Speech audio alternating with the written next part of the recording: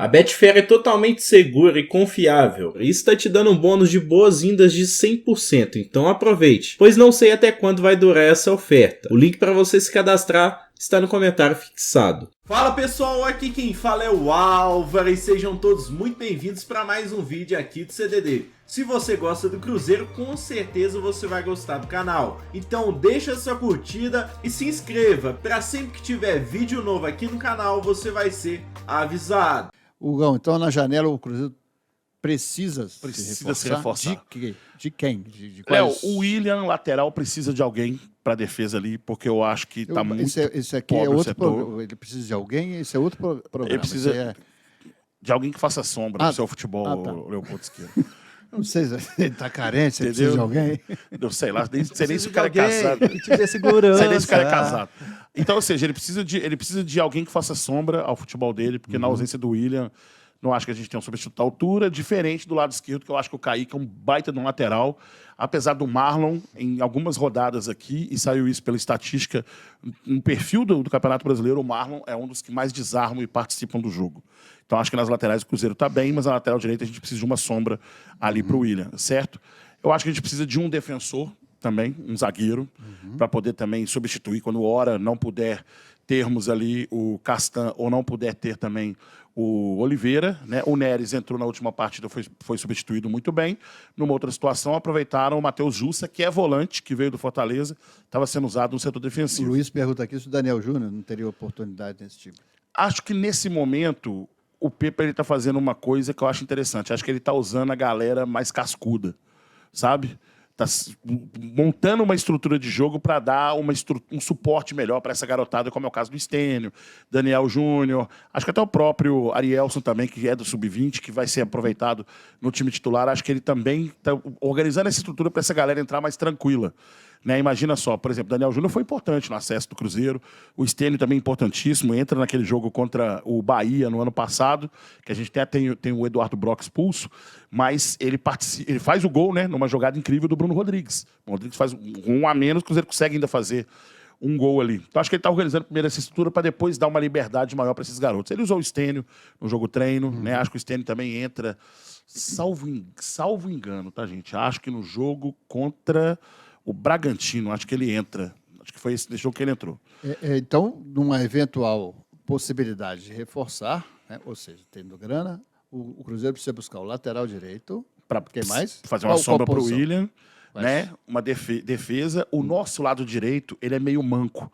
Ele já tentou colocar ali. O Rafael Belu não deu sorte, mas ele tentou colocar o Wesley, que apesar de ter feito os 2 gols contra o Santos, pode ter uma oportunidade contra o Fluminense agora. Foi um jogador que não estava funcionando e por isso ele foi sacado do time. Tentou o Nicão. O Nicão não é um jogador de velocidade, mas o Nicão era um cara que, por exemplo, com a bola no chão, ele conseguia encontrar o Matheus Vital, conseguia ter algumas chances ali na partida. Mas eu acho que ele quer um jogador como o Bruno Rodrigues. Jogador que impõe velocidade para o adversário no contra-ataque. Não é a característica do Nicão. Então acho que o Cruzeiro precisa de um cara daquela beirada do lado direito do campo ali. E acho que um meia, né? O Cruzeiro precisa de um meia para ser a sombra do Matheus Vital. Na ausência do Matheus Vital, eu acho que esse time não vai ter um motor, né? O Matheus Vital já mostrou que ele é o motorzinho desse time. Aliás, inclusive, ele até elogiou muito o Pepa e falou assim, ó, nunca tive tanta liberdade, nós, né? Ele fala no elenco. Nós não tivemos tanta liberdade nos onde a gente passou como o Pepa dá liberdade pra gente. E acho que os jogadores estão satisfeitos com o trabalho do Pepa exatamente por isso. Então precisa dessa sombra. Você ganhou 30 dias grátis de Amazon Prime Video para ver os 2 jogos entre Cruzeiro e Grêmio na Copa do Brasil que são exclusivos da plataforma. Confere aí no link da descrição desse vídeo. Né? Quando for aprovada a recuperação judicial, o que você tem de dívida em recuperação judicial passa a ser um saldo devedor por causa das parcelas, né?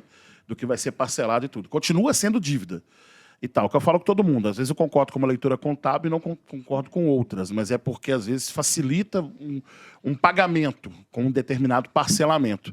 Então você tem um balanço mediante ao ano. Então aquele saldo devedor, até acho que ele deveria entrar sempre no balanço geral e na hora que você chega num balanço do ano, aí você coloca o saldo realmente que você teve que quitar de dívidas naquele ano. Aí eu concordo com esse balanço 100%.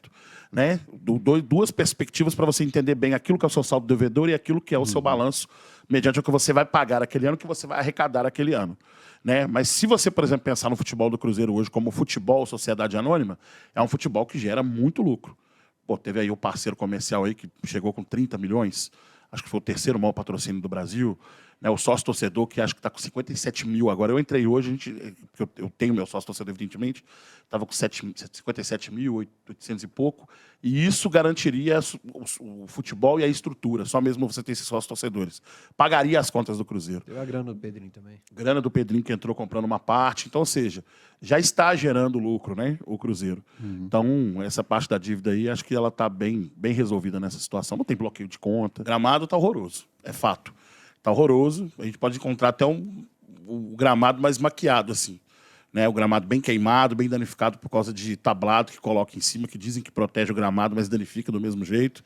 Né? O risco de encontrar alguma ferramenta, algum parafuso, uma porca, como é o caso do Everson, que encontrou, né, um resto lá de uma estrutura metálica de um show que tinha lá, né, e arriscado até o jogador pisar, se machucar, enfim. E ele que é goleiro, que tem que se jogar no chão, né, a gente realmente tem que ficar nesse sentido. É claro, né, não é porque o camarada é meu rival que eu vou torcer contra ele nesse sentido, de jeito nenhum. É o risco que o atleta profissional passa por isso, então a gente tem que defender isso. Outra situação, né, foi falado... eu esqueci o nome do apresentador agora, e eu queria falar no Alterosa Esporte, mas não me lembrei, mas amanhã eu vou falar no Alterosa Esporte. Queria até que vocês me lembrassem, que falaram sobre situação de banheiros químicos ao redor do Mineirão e dos banheiros do Mineirão. E falaram que a bancada democrática nunca falou a respeito disso. Cara, isso é mentira. Uma coisa que a gente sempre falou foi os arredores do Mineirão. Com certeza. Tudo, nós sempre falamos sobre banheiros. Foi o primeiro programa esportivo em Minas Gerais a começar a ter olhares, porque na época, né, não é no nosso começo, mas era uma época importante, foi lançado o Estatuto do Torcedor. A gente pegou o Estatuto, estudou o Estatuto, olhou, e a gente fazia reportagens em cima disso. Destrinchou, lembra disso? Tudo nos interessa ao redor de um campo de futebol, não é só o jogo jogado. Então, né? Quando do banheiro químico, eu falei há pouco tempo que algum vizinho me procurou porque estavam usando de banheiro as casas. Ele falou, cara, todo evento grande tem banheiro químico. Mas antes disso, eu estreiei no Alterosa Esporte, finalzinho de 2013, início de 2014, mais ou menos. E antes de começar a temporada, eu falei, gente, nós temos pessoas que trabalham nos arredores do Mineirão, os torcedores ficam nos arredores do Mineirão, é necessário ter banheiros químicos lá.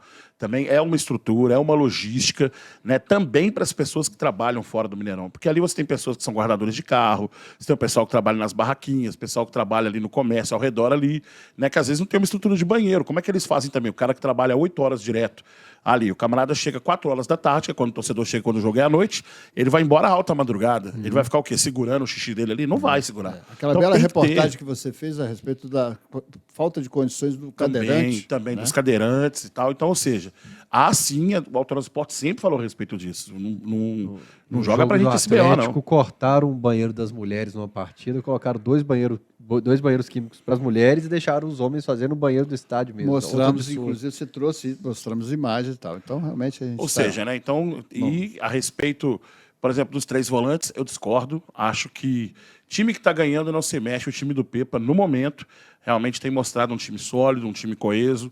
Evidentemente que tem aí várias rodadas. Eu sei a competição que o Cruzeiro disputa.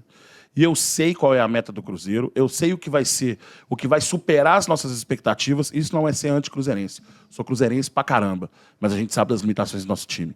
Eu sei exatamente o campeonato que a gente disputa. Eu sei o que vai ser além do que nós disputamos, o que vai ser abaixo do que nós disputamos e aquilo que vai ser realmente o nosso objetivo.